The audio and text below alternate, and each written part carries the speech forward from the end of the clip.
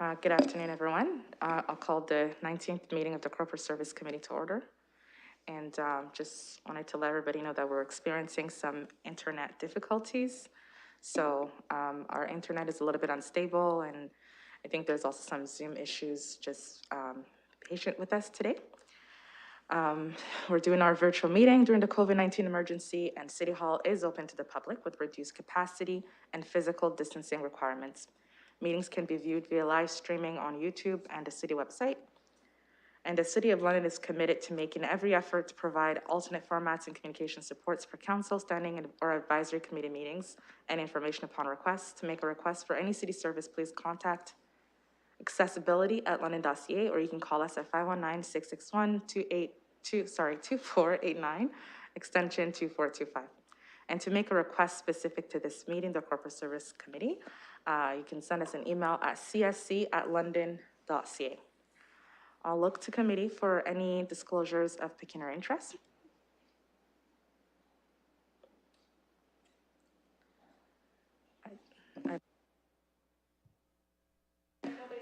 Yeah, okay, seeing none, I'll go to our consent agenda. I just want to let Councillor Morgan and Councillor Hopkins know that their videos are blank. So if you wanted to turn it off and turn it back on, I think it might be helpful. And we're now on our consent agenda, and if I don't know if council wants to deal with it separately or just move it together, committee. And if there's a mover and a seconder, we'll take them now. I think they're frozen. They're all frozen.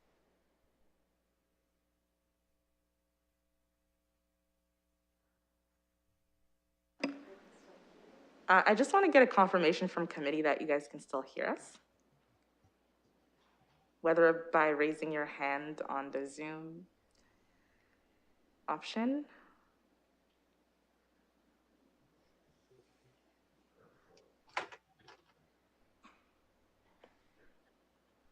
Okay, perhaps if committee can turn off their videos and turn it back on to see if it's working. It's freezing up, and I'm not sure if Councillor Helmer.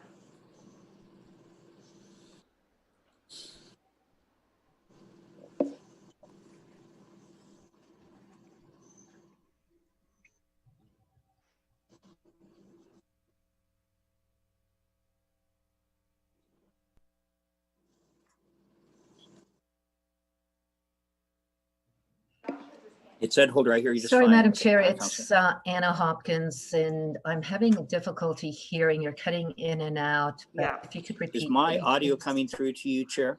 No, well, it is now. Sorry. So now it's back on and everybody's talking at the same time. So what I'm going to do, I see that Councillor Morgan has his hand up and Councillor Helmer.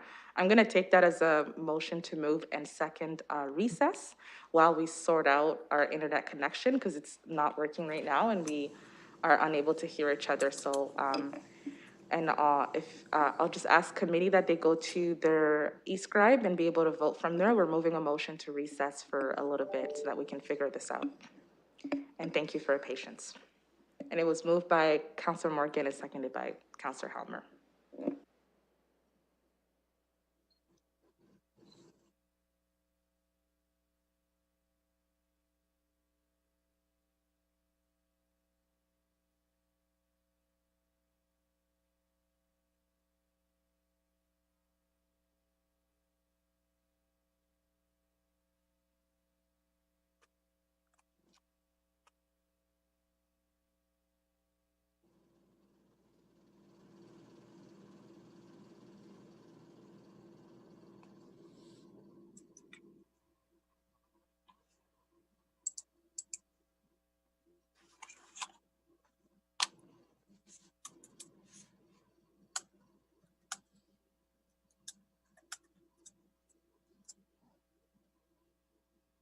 Councillor Van Holst, if you are able to, can you cast a vote for a 10-minute recess?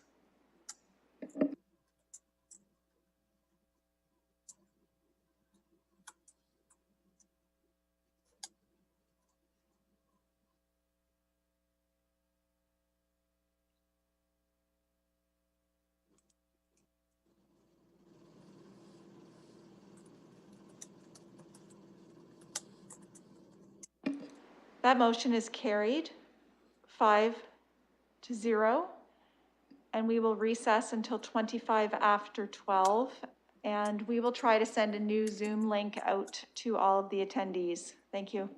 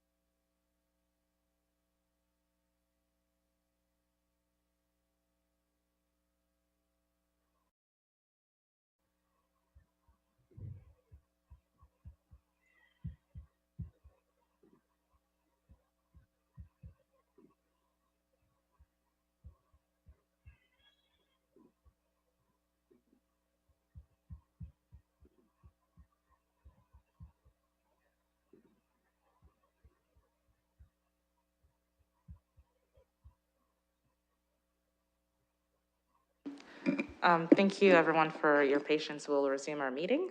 We were at the items, consent items, and I'll put 2.1 on the floor, and I'll go to Councillor Helmer. Thank you. I wanted to pull 2.1.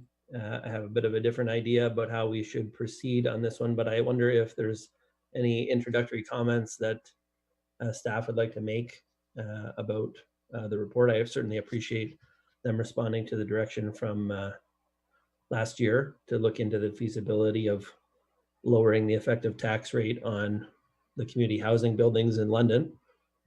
We have the report here, which is recommending that we take no action. I think there's some action that we could take instead, which is to lower it gradually over time so they eventually get down to the same rate as the residential taxpayers are paying. And I just wonder if staff want to say anything about the report before I get into that idea. Thank you. I'll go to Mr. Logan. Actually, through the chair, it's Ms. Bourbon. I would like to make a few comments. Yes. Thank you. So through the chair, we looked at this, and one of the key issues with proceeding in this manner by reducing the effective tax rate is the impact of the cost sharing agreement on the reduction to the tax rates. So in effect, because of the cost sharing, if the tax rates are reduced, the City of London actually bears a greater share because the entire reduction of the tax subsidy is borne by the City of London.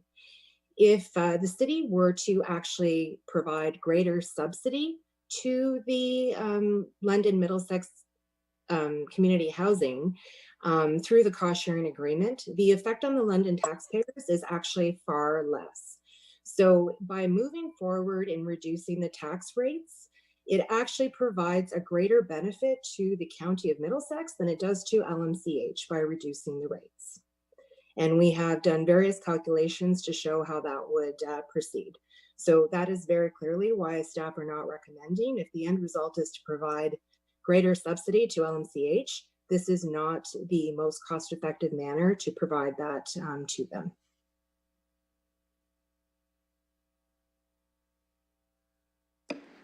Councillor Helmer, did you have any other comments or questions? Sure, I guess I'm just going to follow up on the point that the treasurer has just raised there, which is the cost sharing agreement with the county says the county will contribute a certain percentage of the costs. One of the costs that's considered is the tax, property taxes that the community housing has to pay. In the county, those taxes go to the appropriate county bodies or the lower tier municipalities. And in London, they go to us. So we're essentially collecting cost sharing on something where the expense actually comes to us as tax revenue. So this is why this is a problem, right, in terms of lowering the expense. What is the magnitude, roughly speaking, of that? Mrs. Bourbon. Through the chair, magnitude from the percentage, I'm sorry, I'm not sure exactly what magnitude you're looking for. If you could clarify, please. Essentially the county's portion of the overall costs. I think we can apply it to the amount of the tax savings to get a sense of what it would mean in this specific instance, but you just give us a ballpark. So through the chair, is essentially what happens is when you reduce the taxes, that the full amount of the tax revenue no longer comes into the City of London, and then whatever is cost shared, there's approximately 15% in essence that the county picks up. So without with the taxes being reduced, the city actually loses a significant amount of the subsidy that would negate, because essentially the taxes go in and the taxes come out. It's a zero-sum game effectively, but the cost sharing actually provides a portion of the subsidy given the entire cost of the total taxes. So I don't have the exact number, but it's essentially 15% that you're going to lose in revenue as a result of the total reduction, which is far greater than the taxes and then the subsidy you would provide. Okay, I guess I just have one other question and then I'm going to make my pitch for a different approach. So when a large apartment building that's not a community housing converts from a multi-unit residential building to a condominium, and gets the lower tax rate and the different valuation after doing the conversion, what, if anything, is accrued in the corporate finance budget? Or is that just something that's spread out among all the remaining property taxpayers when somebody does a conversion like that on their own schedule? Mrs. Barbone. Through the chair, there isn't anything specifically accrued. Generally, when that occurs, they're picked up through the supplementary or through the assessment rule changes, and it reduces the assessment growth at the end of the day when those changes occur, because it basically negates whatever assessment increases we would have had. So there's no need to specifically accrue anything, because it would just net out with the assessment growth at the end of the day. When those typically occur, those realistically just net out the money that would typically be coming into the city. The difference with LMCH is that because they're totally funded by municipal entities, whatever goes up is essentially funded, whereas the other ones are negating other increases that the city would have otherwise received. Yeah, so I guess I look at it this way, colleagues. What I'm really trying to figure out is what's the appropriate level to tax this particular kind of housing at. As you know, I've brought up a lot of issues around tax equity over the years, and it has always struck me as very strange that one of the buildings that we would charge the highest tax rate to is 202 McNay. I used to live just around the corner from 202 McNay, which is a multi-story community housing building. Has some of the lowest rents in the community because it's community housing. And yet we're charging it the same rate as we would a market rate apartment building downtown that charges a lot, in terms of rents. The rents are very high. And it's never really sat well with me that the community housing buildings were paying the high rent. Now, we've done a lot to bring down the higher tax rate on apartment buildings generally, and that has benefited community housing along with all the other multi-unit residential buildings in the community. And what we have done over time is shifted the burden off of those higher density buildings, which I thought was too high to begin with, onto all the other property tax classes. And so over time, we've kind of equalized and made it a bit more fair, I think, for those larger apartment buildings that are in that property tax class. Some of the changes that the province has brought in just recently have recognized some of these equity issues. They've put in the new multi-unit residential class, which is mentioned in the report, right? So then any new buildings don't keep compounding this issue. So they start at the same rate as the residential roughly, and then they have to stay down there for a long time. And I think that's been a good step forward. I think the changes we've made have been a good step forward, but we're in this situation now where we've got affordable housing projects where we have, as a part of the municipal contribution, lowered the effective tax rate down to the residential. As you see in the report, there's 17 of those properties. So those buildings which the city does not own and don't provide rent geared income, they're getting taxed at the lower rate. And the community housing buildings which we do own, which are rent geared income, they're paying the high rate. And I think we need to do something about that. So I'm keen to lower the expense and lower the tax rate on these particular properties. I see from the report, this is a pretty big bite if we do it all at once. And so I don't think that's necessarily the best way to do it. I do agree with the treasurer that, another way of handling this problem is just increase the grant from the city to community housing. And certainly from the perspective of maximizing our cost recovery from the county, that would be more efficient. And I don't want to dance around that. That definitely would be. But I'm not really interested in that. That's not really the problem I'm trying to solve. The problem I'm trying to solve is what's the fair rate to tax these particular properties at. And for me, I think it's the lower rate, the lower residential rate, the same one that the condo buildings are paying, the same one that the affordable housing units are paying, that we've passed those preferential tax bylaws for.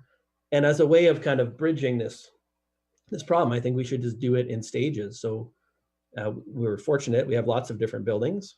We could do them a couple of buildings a year until we get through the whole problem. It might take us 3 or 4 years, but we could start with a couple of buildings and lower them down, take the hit that year and then move on to the next one, so that it's not an abrupt change that takes a lot of, has a big impact on the taxpayers in a particular year.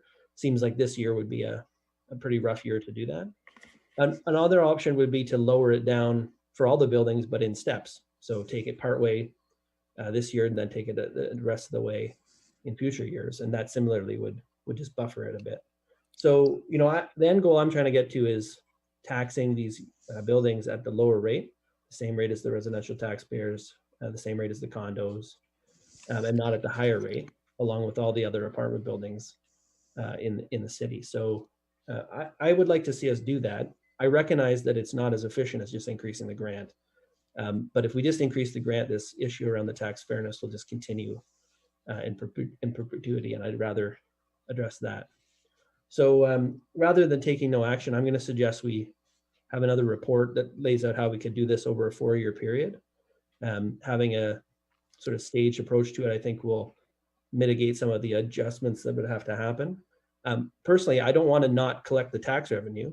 I still want to collect the tax revenue, but I want to spread it over all the other property classes rather than just having it all come back. Because the Middlesex Community Housing can spend this money, and I think they should spend this money on things that are not property taxes. And if we just lower their cost base, they'll have extra cash to use for all the things that they need to use that money for. And I think that's my preferred way of handling it, rather than just taking no action and leaving the high rate on these buildings for the foreseeable future. So I'll put that forward as a motion. I circulated the clerks basically said replace the B in the staff recommendation with let's lower it down over a period of 4 years and essentially have a report back about how to do that. Not necessarily saying go ahead and do it right now, but just have a report back about how to do it over 4 years. Thank you. Can I make a comment here? Who was that? Oh, okay. Mr. Logan, just a moment. Yeah, I just wanted to make a comment that I think the issue. Sorry, Mr. Logan. Sorry. Just a moment. We're just gonna. Sorry. Yep. Can we get a second? Can we get a seconder for the motion before comments are made? Councillor Hopkins. Now we'll go to Mr. Logan and Mrs. Barbone. Yeah, the comment I want to make is I think the issue Councillor Helmer is bringing up is a major or a significant tax policy issue. And you might want to consider the issue as part of the annual tax policy review because it is significant and it's more than just one property. With respect to the question that was raised by Councillor Helmer and as mentioned by Ms. Barbone, there is a efficiency of assistance issue here because of and it is complicated because of the sharing agreement with the county, in that it ends up costing the city more money to provide assistance by a tax exemption than by just increasing the subsidy when they provide money to LMCH. So, and I think the amount, we looked at some calculations, I think the amount did get to about $250,000 as a cost issue, depending on the assumptions you made. So I would just suggest that those are things that council may want to consider. And as I say, it is a very significant issue how you treat multi-res property compared to res property, and there are a lot of things to consider that are kind of complicated, such as valuations, taxation incidents, and issues like that we do discuss it when we review tax policy. Thank you. I'll go to Mrs. Barbone and then go to Mr. Mayor Holder after. Thank you, through the chair. So I think in terms of, just to add to what Mr. Logan said, the issue that Councillor Helmer is raising about the fairness really isn't relevant in this case, because the city covers the full cost of whatever is remaining. So in terms of the net subsidy at the end of the day is cost shared between 2 municipalities. So irrespective of what the rate is, the total taxes are cost shared between 2 municipalities. So if any reduction goes down, the city loses the subsidy from the county and fulfills the entire, pays 100% of the tax reduction. So what this actually creates is a significant loss in revenue for the city that could have otherwise been given to the county house or to the municipal housing corp so that they can actually spend it. So in essence, by doing this, you're not actually providing more money. You're actually giving a bigger break to the county of Middlesex and what they pay versus what the actual housing corporation is receiving. So it's a higher cost for taxpayers, and LMCH ends up in the exact same spot as they would whether you give them additional money to pay their taxes or whether the city reduces the taxes, but it costs the taxpayer in the City of London more ultimately by pursuing this option. Thank you. I'll go to Mayor Holder. Thanks very much. Ms. Barbone, you indicated that the City of London would experience a significant loss of revenue because we would bear this alone and the county would not be participating. What's the financial impact if this were to go ahead? I know the deputy mayor's talking about staging this over 4 years, but regardless, can you give us some sense of the implication relating to the loss of revenue? So in theory, it's about 15% of the total taxes that would be mitigated. So I believe it's approximately 1.8 million in total that would be the reduction to raise it down to the residential rate.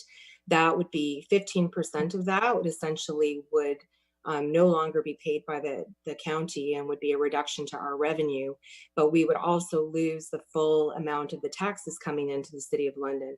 So you lose a greater share ultimately equivalent to that 15% of the subsidy that is shared by the county. Thank you. That's important. You know, it's interesting. I know that the deputy mayor has been consistent about his approach with regard to tax reform and particularly in terms of the various rates amongst the different categories. But I'm extremely mindful that because LMCH is effectively made whole through this process because the municipality covers it, I'm struggling to support the direction from the deputy mayor simply because, firstly, I'm really not in the mood to lose almost $250,000 in terms of county contributions. That goes a long way in terms of supporting affordable housing in our community. And I think that's important. And I like what Mr. Logan said, that this is significant enough that it should be done properly through a tax property review. So I appreciate that to mitigate this, the deputy mayor is referencing, do it in steps, several years, let it spread out over and ultimately spread out over other classes. But I'm not prepared to lose the Middlesex County revenues, and I struggle with that. So I will not support it. But I think it would be prudent for us, knowing that there is no financial loss to LMCH as a result of the recommendations been put forward by staff, that we proceed with the staff recommendation. I understand fairness, and I know that's what we're trying to get to, but the fact that we cover it the way that we do, I think that's as fair as it gets. And I think to have the principle of just having a rate shown to be a different rate, and then for it to cost $250,000 it doesn't seem practical to me. So unless there's new information, I would really struggle to support it. Thanks. I'll go to Councillor Van Holst and then Councillor Hopkins after. Thank you.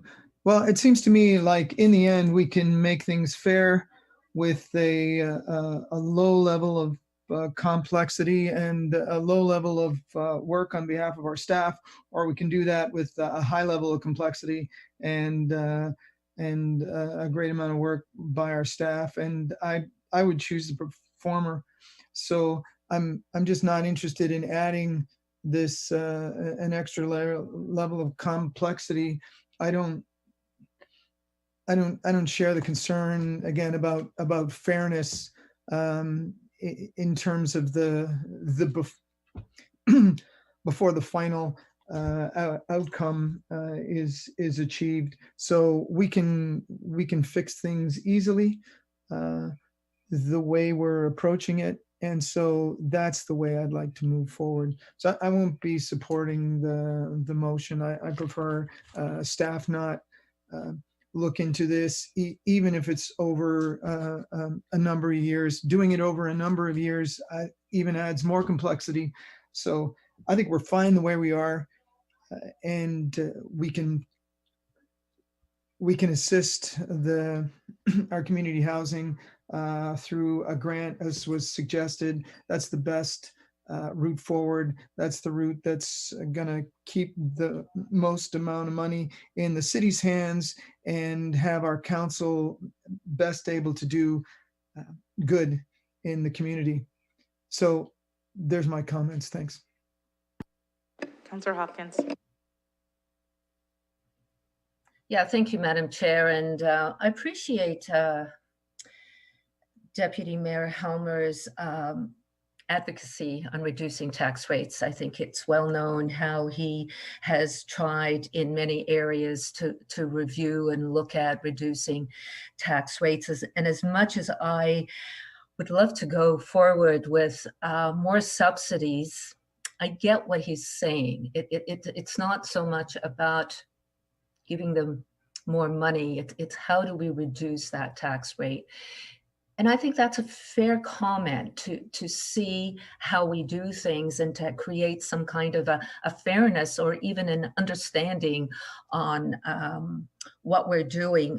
Mr. Logan mentioned maybe this is where a tax policy review should take place. And I'm just wanting to know through you, Madam Chair, I guess to Mr. Logan, what would the review in our tax policy, how would that help us understand the changes that Deputy Mayor Helmer is looking for?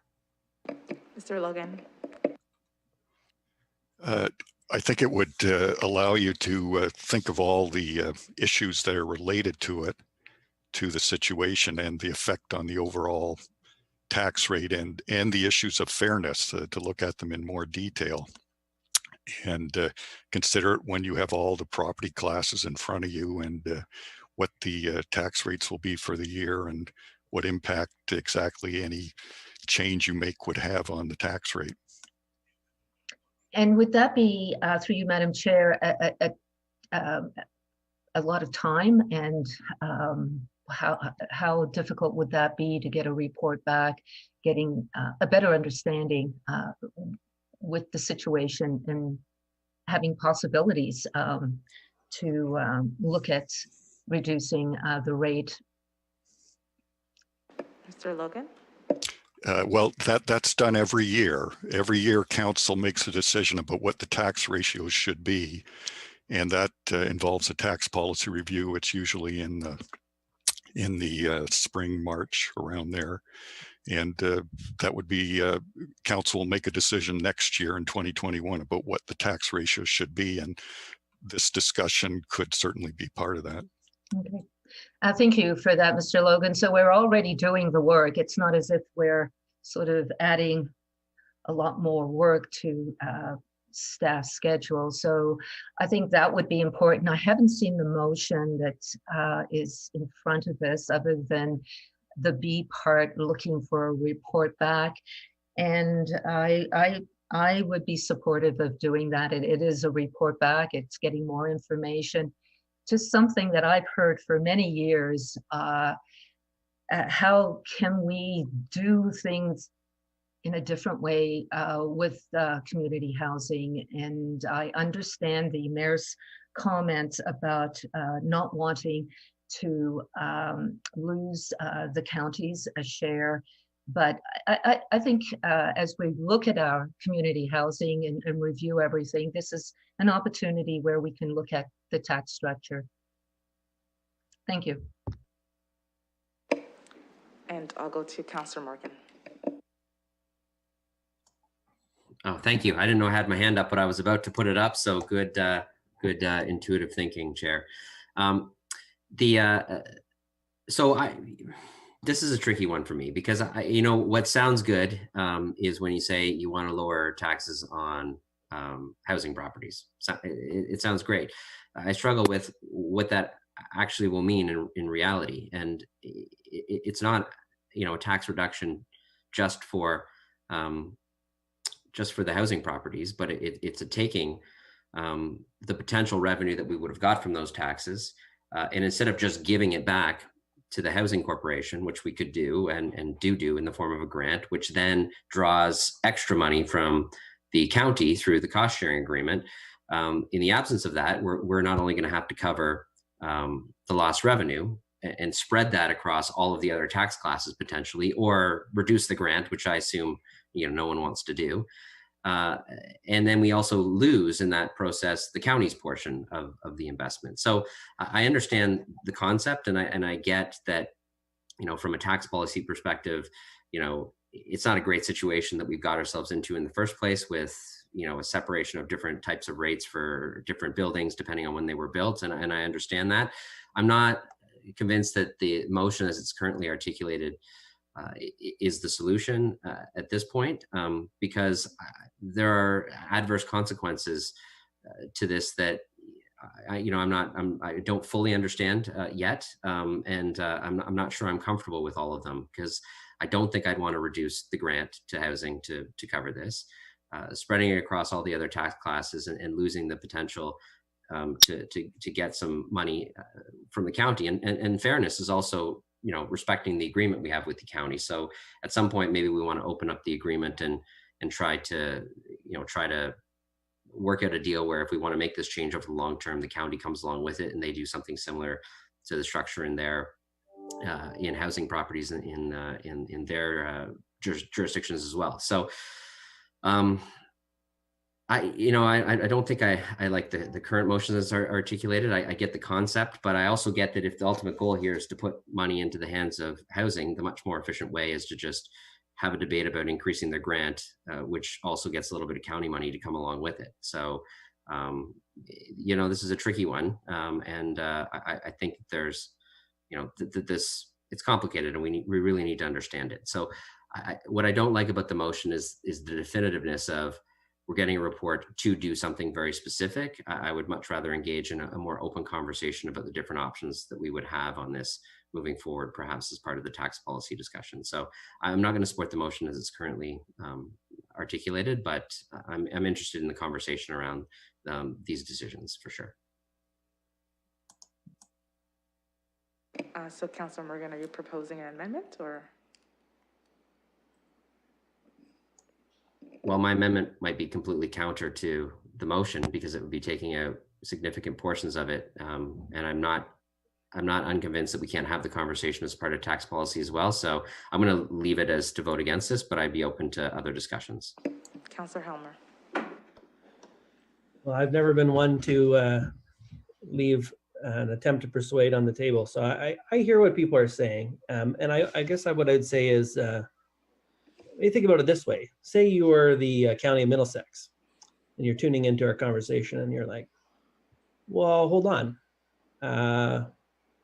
Is this really right that we're paying the extra property tax costs and picking up a share of that through the agreement? I mean, they've agreed to the agreement, so it's not like it's outside the agreement, but I actually think that there's some value in fixing that issue as well, which is, we could increase the tax rate, on these properties, and then we collect even more money from the county.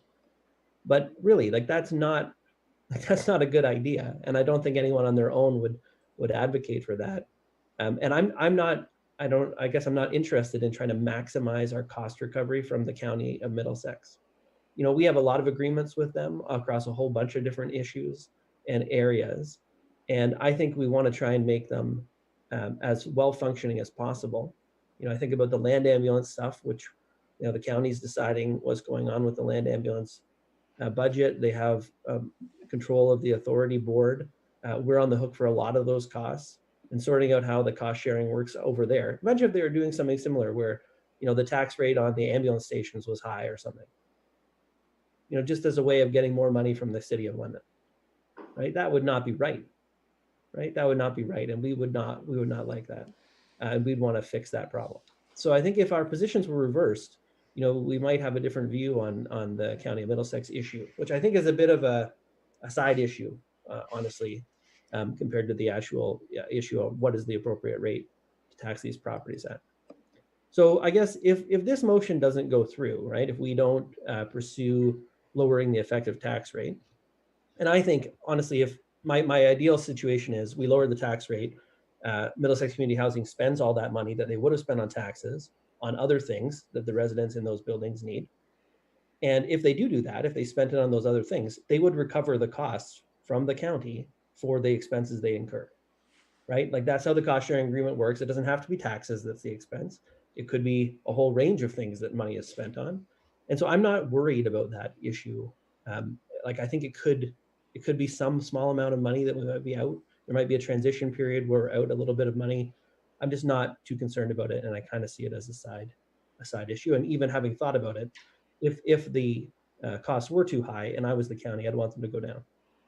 So, I think the question really is, what's the appropriate rate to tax these properties at? And for me, it's very clearly the residential rate, which is what the single family houses across the street from Booley, that's what they're paying. And I don't see why the townhouses should be taxed at the higher rate. I don't see why 202 McNay should be taxed at a higher rate. And I'd like to see us bring that down. If we decide to take no action here, right, the alternative is, well, we'll just bring a motion to increase the grant to community housing. And I will bring that motion. And then we'll have a discussion about that, because it's easy to say, oh, we'd like to just do that through the budget. Well, if we do it through the budget, it's going to have budgetary impacts in the current year. It's going to hit on the budget in 2021. And if we do it phased over a period of time, it can be spread out over all the other property taxpayers much more gently and in a gradual way. So the alternatives I don't actually think are better. I don't think they're actually better. And I think there is room to bring some of these things down. As we make progress in lowering the overall multi-unit residential rate and lowering that ratio, this will become easier and easier over time because the distance between the two is smaller. And so, if we get it down to 1.6 instead of 1.71, all of a sudden it doesn't cost $1.8 million anymore. So I think there is value in this kind of approach rather than doing it the other way, which I think in some ways is cleaner and it's certainly simpler. Like Councillor Van Holst said, it's simpler to just increase the grant, but it's much more abrupt. And I think that the way to resolve this problem over time is to tackle it the way that I've suggested. I get that not everybody's on board with it. If what you're trying to do is maximize the recovery from the County of Middlesex, what I'm suggesting is probably not a great idea. Thank you. I'll go to Councillor Van Hulst. Thank you very much. And what I would say about this one, it seems to me almost like a make work project. Sometimes I think of things in this way. Are we rearranging the kitchen, or are we going to cook something and feed somebody? And to me, this seems like we're rearranging the kitchen.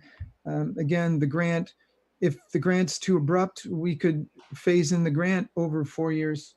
But I would also point out that the reason the province lowered the taxes on new high-rises or new multi-unit residences is because they want new multi-unit residences to be built. And so if there was a new multi-unit housing project, then that would also get the new rate. And so to me, that still seems fair. But again, to do this work for the idea that one tax rate is more fair than another, residential properties are different than multi-residential properties. So because of that difference, to me, there's an argument that the tax rate could be different. And so I don't have a need to make those the same, especially when we're just taking one group of those, because as I said, now we're creating another level of complexity and asking staff to do a bunch of work when they've got lots of work to do. And we've got lots of problems to deal with. And I don't see this as a big one, especially when we can solve it quickly. So be happy to see a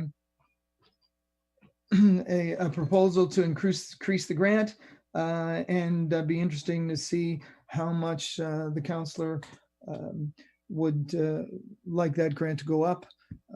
I'm happy to have that discussion. But in terms of adding more work to the staff, in terms of looking at our tax policy, I'm just not interested. So thank you. I'll go to Councillor Hopkins. Yeah, thank you. And I really appreciate everyone's comments, because I think it is challenging. This is not an easy, let's do it, feel good kind of conversation. To me, it is all about a report back. It's that simple. And I hear what Councillor Morgan says. It's you can go either way on this one, but it is a report back. And I think it's fair to say, for me, I'm not the expert here. I'd like to understand a little bit more about what would be the appropriate rate and how would it work. It's that simple. It's a report back, and I am supportive of the motion. Mayor Holder. Thank you, Chair. I'd like to remind colleagues that this is more than a report back. This is actually direction to reduce the reduce the rate. So it was very specific. Here's my concern broadly. Firstly, I really appreciate the spirit of the Deputy Mayor's intent. I really do, and there's a logic to it that says why should someone in housing supported through LMCH pay this higher rate, which ultimately they're looking to lower. But what I get concerned about is dealing with this at this committee level at this point. It feels like tax policy on the fly, and we're better than that. It strikes me that Mr. Logan has suggested that this might more properly be considered at the time that we do tax property review. So we want to do this, or do whatever we will do, but we want to do it right. And so my reason for not supporting isn't that the spirit of what the Deputy Mayor is talking about is wrong, but we've got times and schedules, and I think this is a bit of an opportunistic chance to impact based on this report, and we have a time and a place for it, and I would like to put it in that appropriate time or place. So, and I don't believe that is today. And that'll be my last word on this. Thank you, Chair. Thank you, Mr. Holder. I'll go to Councillor Morgan, and then we'll go to Councillor Helmer. So and I'm glad Councillor Helmer's going after me, because he'll be able to comment on what I'm saying, and he'll probably have a really smart thing that counters what I'm saying. But if this is about the fairness of the tax rate, then why would we not just, and I'm not suggesting this, I'm just saying, if this is about the tax rate, because I think there's an issue of the tax rate and the level of funding for LMHC mixed into the same discussion. If it's just the tax rate and you want to take the tax rate down, you would reduce the grant at the same time so that LMCH is no better off. And the only thing we'd have to backfill is the county's portion of the grant. And so in that case, LMCH would have the exact same amount of money they have today. They would be paying a different tax rate. And then we can have a discussion after that about whether we should increase the grant. And the only thing we'd have to decide was whether we're going to eat the costs of the county's portion of the grant, so that we backfill that space for LMCH, so they're not missing that sort of money. And so if we wanted to engage in that sort of conversation, I think that sure, that I'm fine with engaging in that as long as it's clear. But if we mix in the grant stuff at the same time, this is where it gets very confusing, because we start talking about the grant and leveraging and that sort of thing. And then if the goal is to give more money, which I think was part of what our staff inferred in this discussion, was the goal was to get them more money. Well, then that's really about adding funds into that. And that's why I think the staff came back with the most efficient way to add funds is to just give them more money because of the county leveraging. So I really understand through the conversation. I think that part of why people are maybe talking past each other is there's really two issues combined to one. There's the tax fairness issue, which you could solve in a very clean way by making LMCH whole and reducing their tax rate, and then have a separate conversation about grants. And if you just want to give them more money, then there's obviously a more efficient way that our staff suggests to do that, but it doesn't deal with the issue if you feel there's a tax fairness issue. So for me, I'm not sure the motion can capture both of those at the same time. I'm interested in both those discussions, but when they're mixed together, it gets very, I think, very confusing for folks. Thank you. I'm not sure if Councillor Helmer wanted to make a wrap and comment, or. Sure. Yeah, I can kind of get a sense of where this is headed. It's too bad. Obviously, I think this is the right way to proceed. I'm going to just speak directly about what the mayor has been saying about the right time and the right place, and try and be as gentle as I can be. I brought this up 14 months ago at committee, and the direction to staff was to come back with a report to say, hey, like, how feasible is this as an idea? And I think that was the right way to bring it up. I brought it up. I thought, hey, there's something to this. Here we have the report coming back in response to that direction. What the staff are recommending is don't do it. And I still do not think that's the right way to handle it. And I think there's a more specific thing that I should put on the table so we can talk about it. And the place to do that is at committee. And so I don't think I'm doing things the wrong way or at the wrong time. If anything, I have some regrets that it's taken so long to get to this point in the conversation. I had an idea about doing it over 4 years, 14 months ago, and maybe I should have put that on the table at the time, and we could have got a report about that very specific idea. I thought it was better to leave it more open-ended and see what staff came back with in the amount of time it takes them to look at it. Tying it all up in the property tax policy discussion, I don't think is the right place to have it. I understand why some people might think it is, but this is a very specific thing about these community housing buildings that we own, where we are taxing them and then remitting the taxes to ourselves, right? Like, we're giving them a grant and then passing back. And I think we need to deal with it in isolation, separate from all the other properties. And that's why I don't bring it up during the tax policy discussion, other as an indirect thing to point out that these are some of the properties that are being taxed at the high rate. Personally, just at a fundamental level, I think that the rates should be the same, especially for these properties. And it is my preference that they retain all of the money that we're already granting them to use for the many, many, many other things they have to do, even just in terms of building maintenance and the capital repairs they have to do on those properties. This is a very tiny drop in the bucket of the financial problem that we have in community housing. So what I'm trying to do is lower the cost by lowering the tax rate. Yes, it's like it's the same as giving them more of a grant. And if I can't accomplish it, both these things through this one thing, which is lowering the tax rate now, I think over a gradual period of time, then I'll have to try and accomplish it some other way.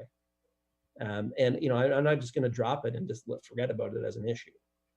So I think this is the right way to go. I can tell that at least half the committee doesn't think that that's a good way to handle it, and so we'll have to deal with it in all these other forums at all these other times. And it's too bad. I think I still think there's still merit in this. We have done this exact thing for other projects that charge higher rents and that we don't own. And it is bizarre to me that a landlord who owns a whole bunch of really big apartment buildings can just slowly convert those buildings to condos over time to get the lower rate. That's exactly what I'm proposing we do with our own buildings, is just over time drop them down to the lower rate. So they can do that, and they can push the costs, like the extra taxes, onto all the other property taxpayers, and we just absorb it. It shows up as a negative drag on assessment growth. But we can't do it with our own buildings that are community housing. That's not right. I think it's the same strategy that a lot of these property owners do to lower their effective property taxes. We could do it for our own buildings. And like, maybe the other option is I'll talk to community housing about condoizing community housing, because they could just do that by applying to MPAC, and it wouldn't even have to come to the City of London. So I wish that there was more interest in getting this report. I can see that it's not going to probably pass a committee. I'll see what I can do at convincing people at council. I appreciate people taking the time to deal with it and consider it seriously. It's a significant cost saving to community housing if we could lower the taxes for them. I think it would be a gesture of goodwill, frankly, to the County of Middlesex too. Thank you. So it's been moved and seconded. We'll call to question. Oh, have they? Oh, okay, sorry. Councillor Morgan, and after we'll go to Councillor Van Holst. Yeah, the Councillor Van Holst was first. Councillor Van Okay, Holst. thank you very much. And the deputy mayor makes a good point, is that there's other ways to accomplish the same thing. I really like the idea, and I think it's important, of creative tension here. We've got an approach that not everybody can agree with, but there may be one that everybody loves. And so I'd look forward to hearing what that is. I'm always happy to listen to Deputy Mayor Helmer's ideas. He has many good ones, and I look forward to yet another one, or maybe in a few in this regard. Thank you. Councillor Morgan. Yes, I want to be clear that I'm not against the conversation on the tax fairness piece. I just want to be clear that it's a conversation about two things at the same time. And the difference between just lowering the tax burden and letting LMCH keep the money, saying we know that there are many important things that they have, or lowering the tax burden, allowing the grant to fund that, and then having a conversation about increasing the budget to LMCH, is that we would probably do that through a business case process that would give us a lot more accountability to the public on why we're handing over money to LMCH, which we have done a lot of in the last couple of years, and very justifiably so. Even things that staff did not administratively prioritize, council funded, and I voted for those because you can read the case, you can make a decision, you can say this is why we're funding it, and you can go out to your constituents and you can explain it. So for me, I want to be clear. I'm not adverse to either of those conversations. It's just, it's a little bit messy when it's all at the same time, because you're missing pieces of information on the other ones. And again, I know that there are many needs in housing, and I know that there's never enough money, but I like the process we went through in the budget process for giving them more. I think that was very effective, and they got a lot more. And I'm not adverse to the conversation about tax fares at the same time, but I see this as combined together in a very awkward way. And I'll be honest, if this is a tie vote and no decision goes to council, I'm happy to have a conversation on, what that process might look to before, we have the council meeting, and what the motion could say that would accommodate those sorts of things. But as it's currently articulated, I'm going to be a no, but I want to be clear that I'm open to both of those conversations.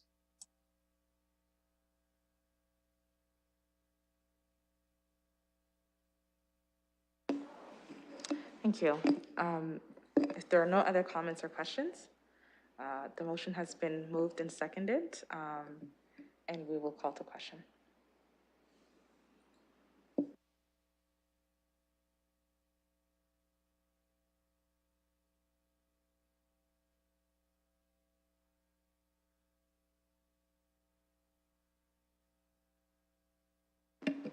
Closing the vote, the motion is lost, 3-3. Thank you. Our second consent item is 2.2, which is the report. I'll need a motion to receive the report. Moved by Mayor Holder, seconded by Councillor Hopkins, and we'll call that to question. Oh, sorry, Councillor Morgan. Yeah, I just want to be clear. We're moving just to receive the report. We're not moving the piece about taking no action at this time, right? We're receiving the report.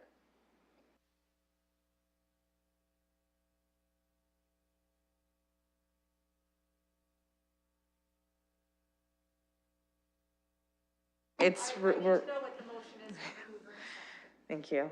We're receiving the motion, and the report says and take no action. So it is receive and take no action. I would prefer to vote on those separately then.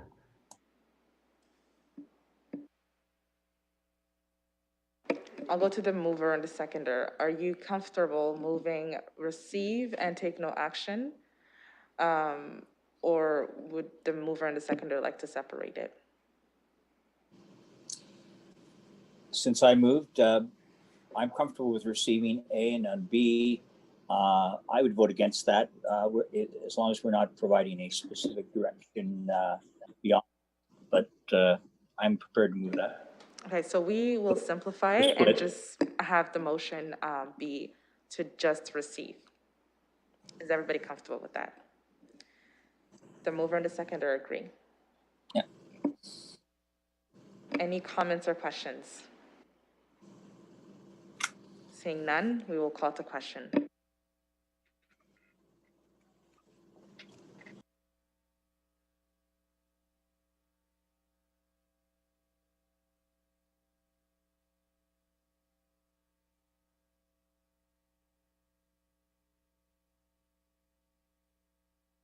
Closing the vote, that motion is carried 6-0.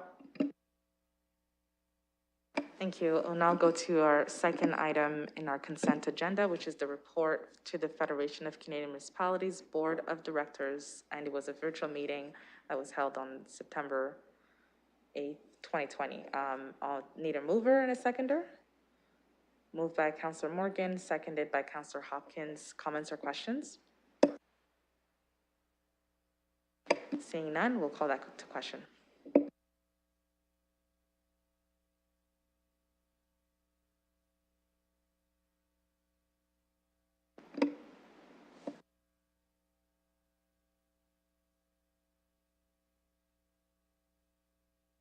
Closing the vote, the motion is passed 6-0. We have no scheduled items, and we'll go to our items for direction. We have one item, which is 4.1, a consideration of appointments to the Accessibility Advisory Committee, and it's Mrs. Madison Bush. I'll look for a mover and a seconder. I will need a mover and a seconder.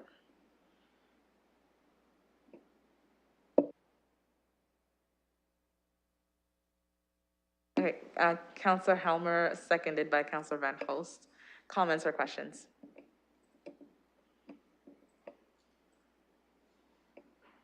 Mayor Holder.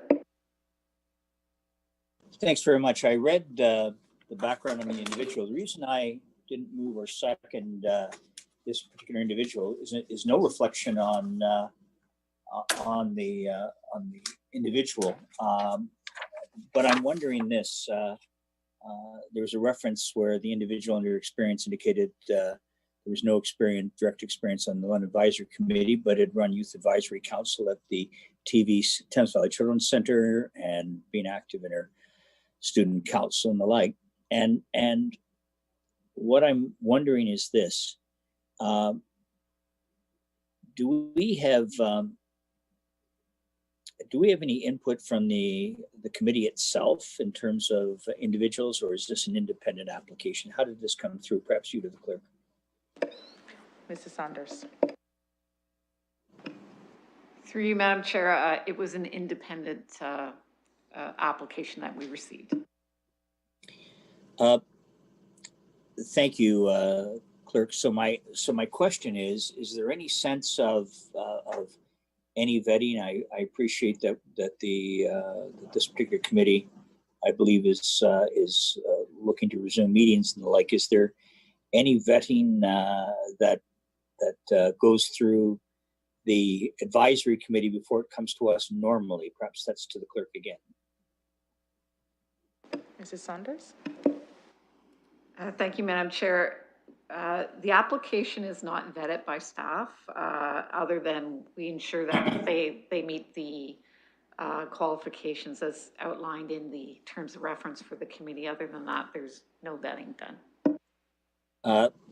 Thank you to the clerk. A good answer, but my question though was actually, does the committee itself, normally when we receive these applications, would they normally independently review this, or does it just come directly to us, as is typical?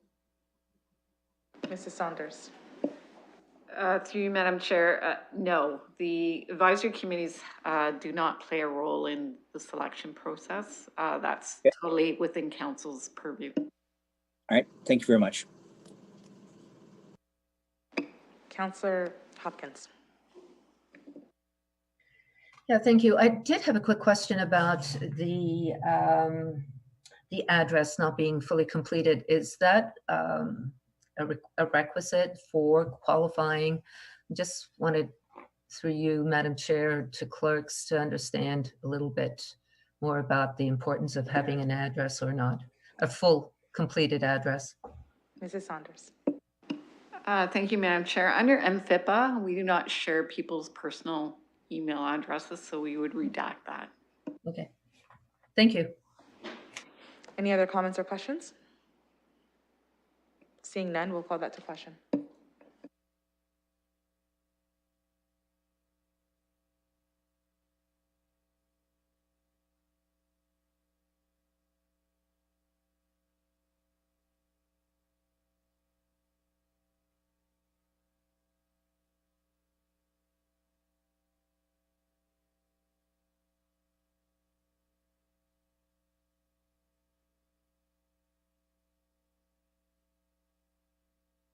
Councillor Helmer?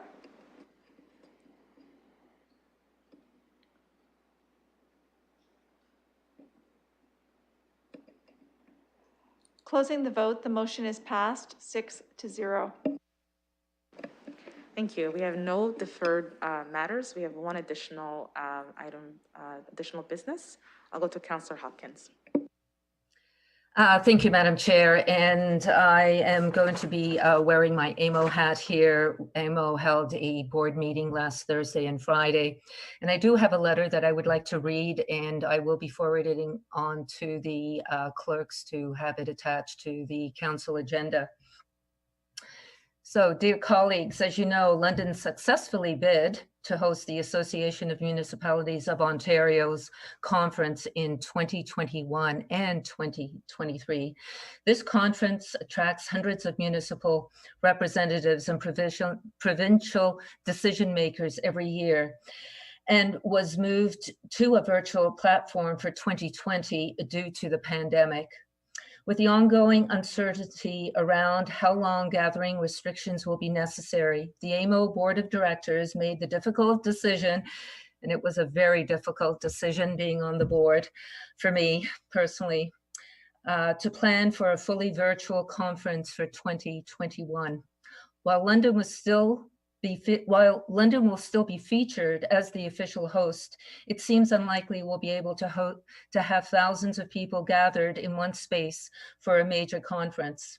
I'm confident that we will still be able to put a distinctly London twist on the virtual conference, and Tourism London and RBC have already had early discussions with AMO about the potential opportunities to generate interest and economic spin-off for our city. In fact, a number of the meetings I've attended recently, there have been some great ideas and suggestions to make this virtual conference even better and successful than the 2021. This decision will, like so many decisions that must be made during the pandemic, is disappointing but completely understandable.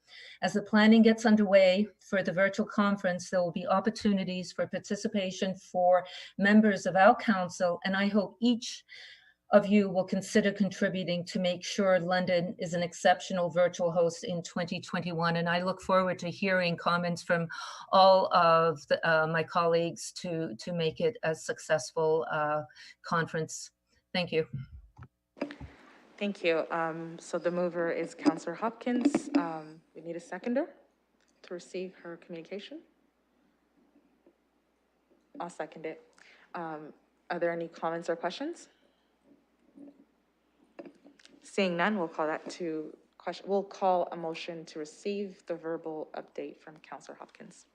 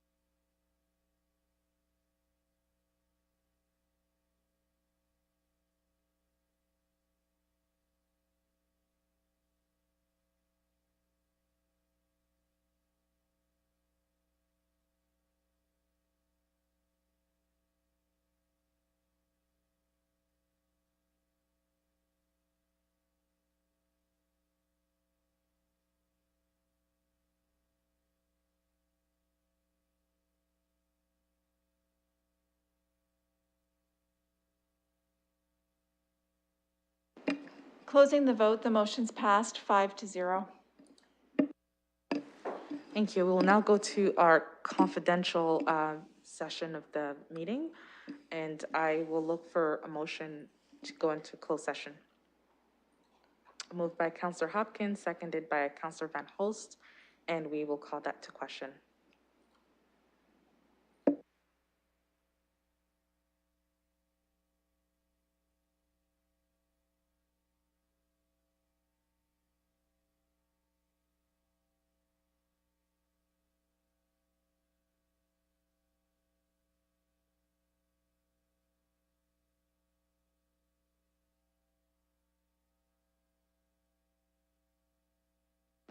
Closing the vote, the motion's passed 5-0.